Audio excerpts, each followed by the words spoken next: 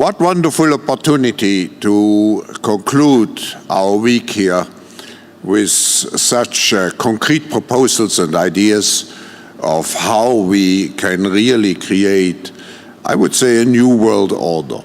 And I feel we should be very grateful to you, Henry.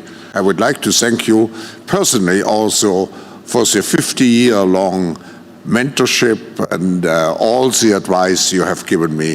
Thank you, and we appreciate it very much. You said when you came here, it transformed your life. Was there a course, a professor who really made that difference for you? Yes, there was one course, one seminar of Henry Kissinger, which really opened my eyes. This created a friendship which has endured until today. And Henry has been several times in Davos.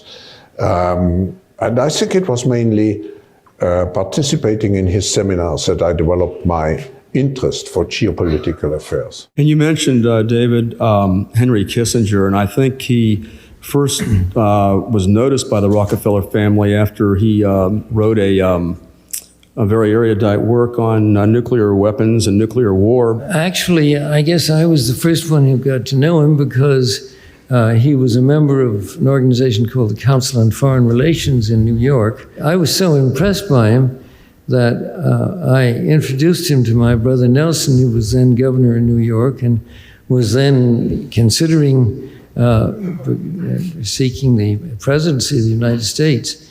They became great friends, and actually Henry became Nelson's foreign policy advisor as long as he was in public life.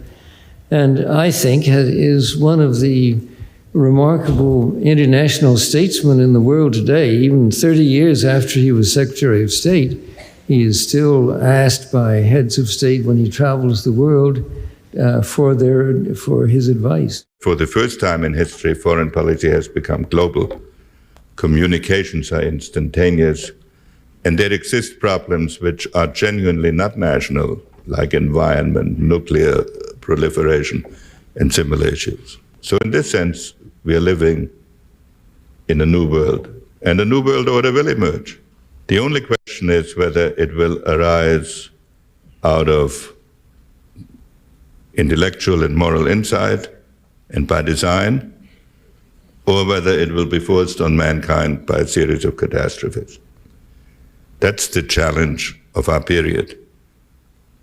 And it makes it, to my mind, one of the most exciting periods in which anybody can live. What should a new world order look like, and what does it take to build it?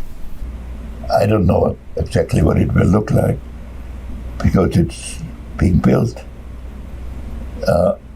It has to recognize that the system of world order that existed in the 19th, early 20th century was a European invention.